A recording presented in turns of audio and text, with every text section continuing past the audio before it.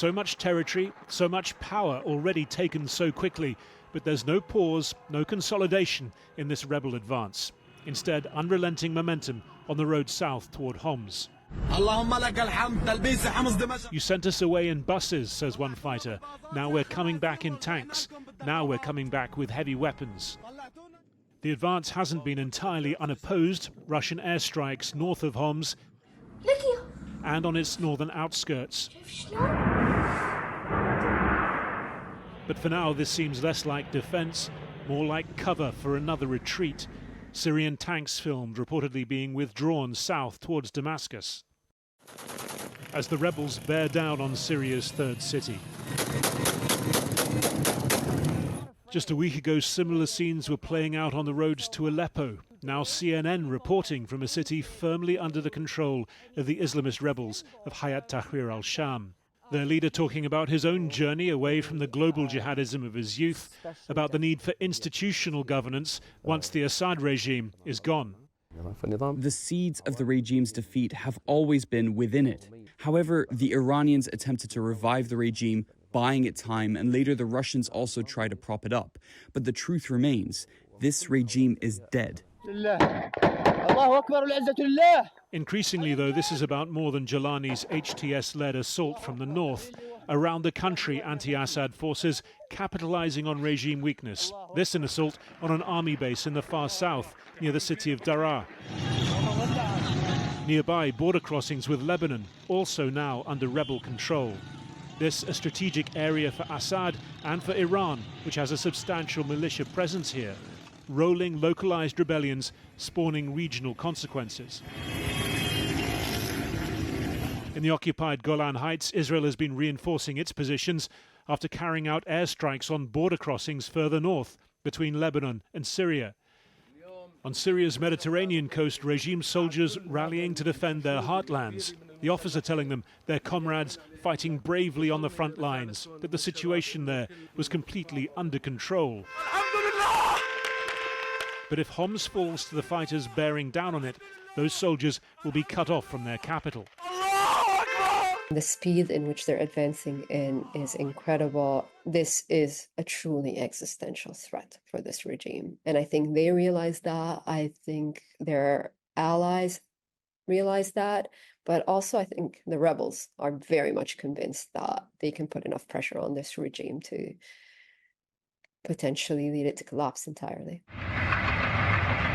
A sense of that jeopardy evident today in Syria's east, where army columns were heading back to reinforce Damascus. Some sense of coordination on show, this convoy of American Humvees are the Kurdish-led Syrian Democratic Forces coming in to fill the vacuum in and around the city of Deir Ez-zor. All sides worried about the potential for a resurgent ISIS to make more gains here.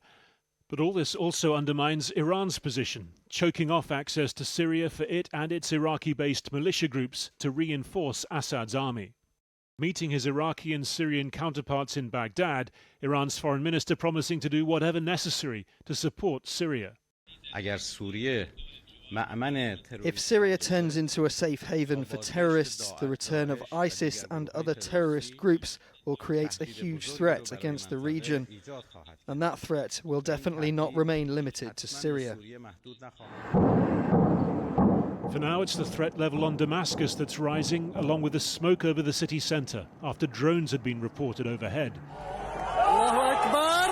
Last night in Hama, they felled the statue of Bashar al-Assad's father, Hafez, its head sheared off as it fell. His son left to choose between flight and a shrinking bubble of defensible territory, the revolutionaries getting closer to the gates. Well, the Syrian filmmaker Wad al-Khatib reported for Channel 4 News from inside Aleppo before she was forced to flee in December 2016. Her Oscar-nominated film, For Summer, told the story of how she kept her family alive during 5 years of uprising and their life under siege. And Wad joins me now, live. How have you been feeling watching this unfold? To be honest, it's been really very tough week, as much as we can't believe that this is true, that this is really happening. Our own city, Aleppo, which we said goodbye to 8 years ago, is back now. It's people like me can go now there and they can see their families, they can see their houses. And not just, Aleppo, which is even Hama, it's the first time it's out of the regime control as the fourth bigger city in Aleppo. In Syria. And how do you feel about this rebel group, HTS? I mean, they are not Democrats, but their leader tried to give a very moderate interview to CNN, sort of saying, well, we're not Al-Qaeda, basically. Yeah, definitely. I mean, this is for me, and I think for so many Syrians, this is the last on our list of worries. We have so much more concern. What we were worried about in the last couple of days, which has happened in Aleppo and also in Idlib, where the regime, backed by Russia, has attacked 2 hospitals in Aleppo and 3 hospitals in Idlib. What we are really worried about now is what's going to happen next. Who's going to stand with the regime again? Who's going to support him again? We really have so much hope that this is the end, and we have so much hope that we're going to witness this at any second. The regime will fall, and he's already fallen. The conversation about HTS and who's going to control this city, it's coming, and it's definitely has its own concerns. But for me, we lived under shelling, bombing. We were besieged for months in Aleppo, for years in other areas in Damascus countryside. We've been attacked by chemical weapons, all kind of certain of different weapons, and the international community was watching this. So for me, this is a really, really much less concern at this moment. But what kind of future do you see possible for Syria, given the different groups? What's left of the regime, the Kurdish forces, and all the different rebel groups? I think this week, this 5-6 days, has assured us all, show us all that we as Syrian people, we do love each other, we do want to live with each other. All the cities that the rebels entered today were welcomed by its own people. So many of these rebels who entered the city, they are the children of these cities. They were born there, they have their families there. So for us, it's not about what happened in the last 13 years. And each one, especially the regime, Assad, and every one of their officials will be held for accountability. We have now the whole future. Before these 5 days, if you ask me the same question, I would tell you that I don't see any light at the end of that tunnel. Today, we have our future, we own that, and we have to keep fighting for that. I mean, when you say people can go back, I mean, it is still a country at war. What would it take for you to go back and people like you? I think I'm talking now more, which is more makes sense and more reality, is for the IDPs, people who were displaced inside Syria internally. We have people who were from Hama city or Homs city or even Damascus and Damascus countryside who've been forcibly displaced to Idlib, northwest of Syria.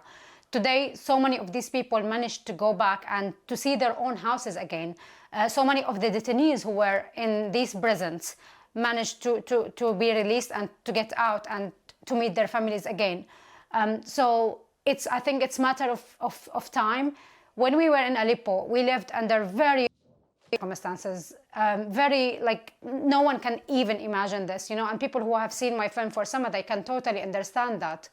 For us, it wasn't never about the risk. We are willing to risk our lives for our country. We want to fight for our country. But, Assad made it impossible even for us, to stay there and to keep our fight for our own rights. Today, we have this space, to lead our country, to fight for our country, whether, the new government who's going to control this, whether it's the appropriate one, whether it's the right one or not. This is another discussion which is coming. And again, it's very legitimate, for people to think about. But now at least we have hope to get our country back, because with Assad, this will never be the case. Wa'ad al-Khatib, thank you very much. Well, earlier today, I spoke to the former US ambassador to Syria, Robert Ford, and I began by asking him how he thought this conflict could end. I don't know where this will end. I think there's still much to play out with a complex set of variables still in play. I mean, it's striking, though, how people seem to be abandoning President Assad, Russia telling its people to get out. I've been speaking to people who used to support the regime who are now refusing to do so and are actually now calling for everyone to come together in some kind of future. I mean, what kind of future is possible? I can see a positive outcome in terms of the armed opposition elements driving on Damascus, agreeing to some kind of a coalition transition government with the remains of the Assad government, probably without Assad himself. That would be an optimistic scenario. But I could also see a very bad outcome where armed opposition elements themselves, divided as they are, start fighting each other over spoils. Not so different from Libya, for example. And this really is in the hands of Syrians. I mean, you say that, but Syria is one place where there are so many external players involved. Why do you think Iran appears not to be doing more to try and prop up Assad, first of all? Well, in the past, starting in 2013, when the Assad government was teetering during the first part of the Syrian civil war, Iran sent in Lebanese Hezbollah to steady Assad. But Lebanese Hezbollah in 2024 is unable to repeat that 2013 exercise. In 2015, when the Assad government again was teetering, and even Iranian militias fighting with Assad were teetering, Russia sent in its air force and engaged in an intensive campaign of bombing over months and months. And that again steadied the Assad government, but that was in 2015. In 2024, the Russians are distracted. So those two key external supports for the Assad government are simply missing in action. They're simply not there. Right, and what about the role of Turkey here? Because it supports its own rebel group in the north. Surely it must have known this was coming. I think the Turks did know it's coming. Everything I have heard from persons talking directly to Turkish officials is that, A, the Turks discouraged HTS and Jolani, its leader, from launching the offensive because they were worried that Jolani would quickly run into trouble, that the upsurge in fighting would create new refugee flows that would come into Turkey, and Syrian refugees in Turkey is a sensitive Turkish domestic political issue. The Syrian opposition factions closest to Turkey only launched their own attack 3 days later after Jolani had made lightning progress towards Aleppo. I think now the Turks are essentially letting the chips fall where they may.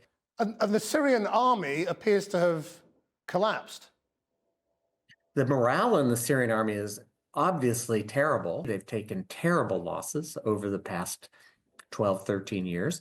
And the conscripts are poorly paid. Corruption is endemic. And so you see them unable to set up a defensive line.